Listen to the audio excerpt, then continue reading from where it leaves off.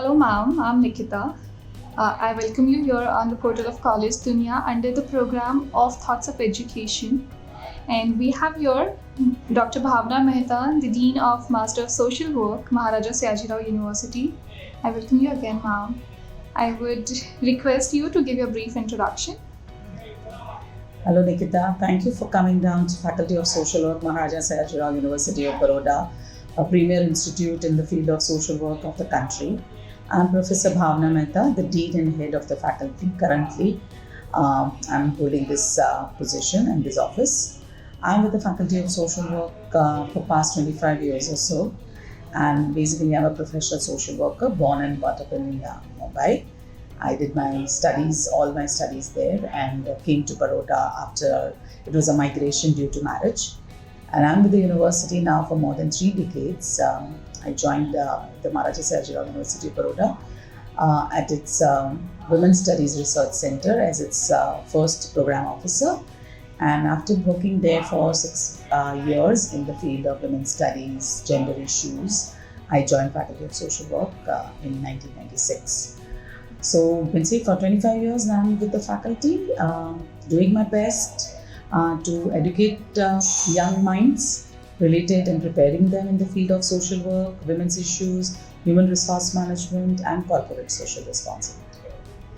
So, ma'am, as you said, you are in this field since so long. So, what are the factors that keep you connected to this field of academics and social work? There are many things which keeps me connected. There is a saying that says that those who can do and those who cannot teach. But I'm the one who believes that even if you have to teach, you have to do things. That means you have to keep yourself connected with what's happening at the grassroots, what's happening in people's lives, what is happening at socio-economic and political fronts. And that's the attempt that I keep making by connecting myself with organizations working on women's issues, organizations working on people's issues.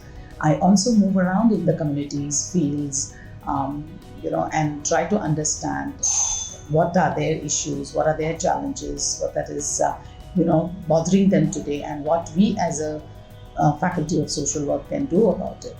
Like say for example, during COVID-19 time, which was a most challenging time in the history of human civilization that we all have experienced as a world, Faculty of Social Work immediately after 1 month of pandemic in April 2020 started responding to it in different ways.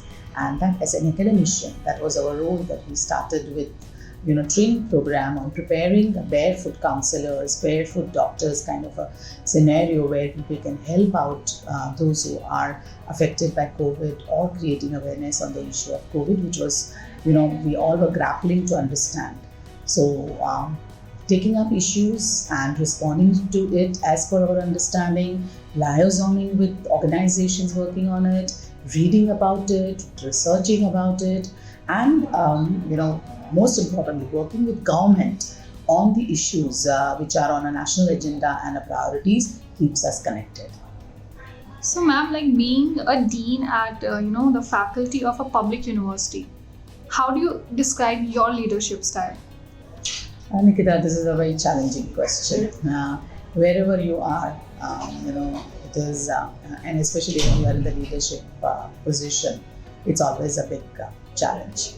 And my style is, I don't know what style will you put them into, because leadership has theoretically 3 to 4 styles. There is a laissez-faire, there is autocratic, there's a democratic, there's a promotive.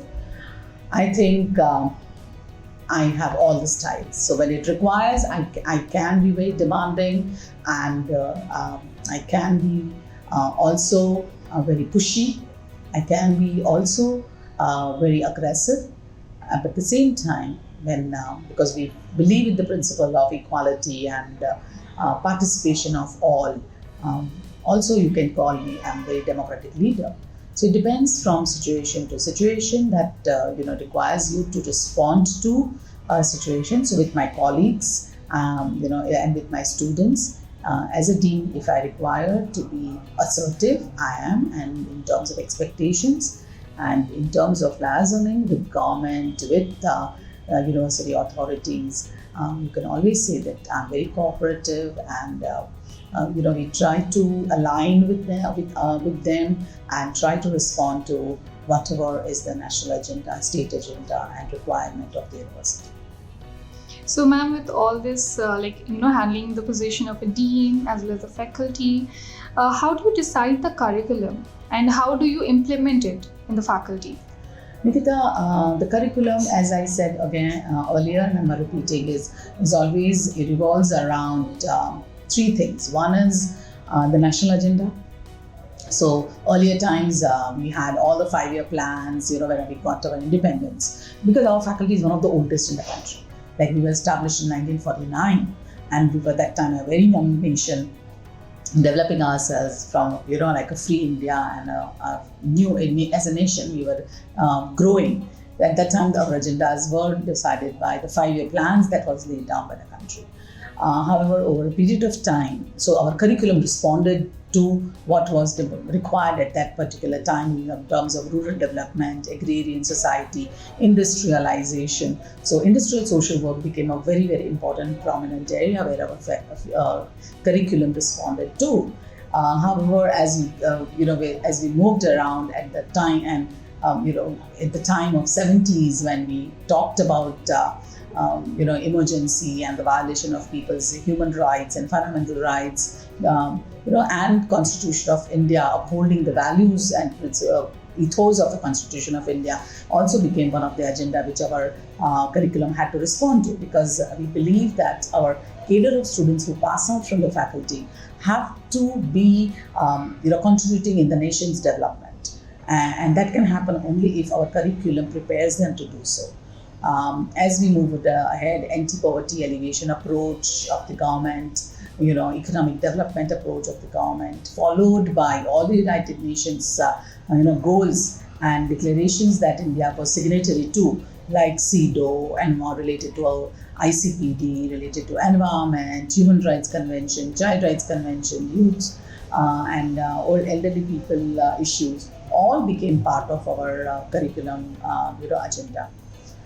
In the 90s, faculty was awarded a special assistant grant by University Grants Commission, and University Grants Commissions gave us the direction in terms of the special programs that we should be gearing ourselves to, which included poverty alleviation and social development, which talked about upliftment of marginalized communities of our country, followed by Millennium Development Goals that our country had committed themselves to, and now Sustainable Development Goals. So as our curriculum keeps changing and keeps aligning itself to whatever is expected as a role of a social worker, role of a change agent by the society, and that is what we do. However, with keeping that in as a broad framework, we do definitely follow what is a module curriculum given by University Grants Commission, what is expected by at the international level, also what kind of curriculums are going around, and what is prescribed by international associations of schools of social work, International Federation of Social Workers, all that discourses that takes place at a macro level, how we can translate it at a micro level, and we try to work around that. Now with new national education policy coming 2020, we have also tried to examine our curriculum based in light of this NEP 2020, and we are trying to also now include those components and revise our curriculum keeping that in mind. Nikita.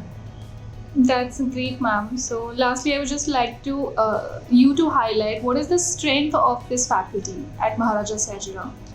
Nikita, faculty offers, it's a two post-graduation program, and that is Master of Social Work and Master of Human Resource Management program. This, you can see, are our flagship programs.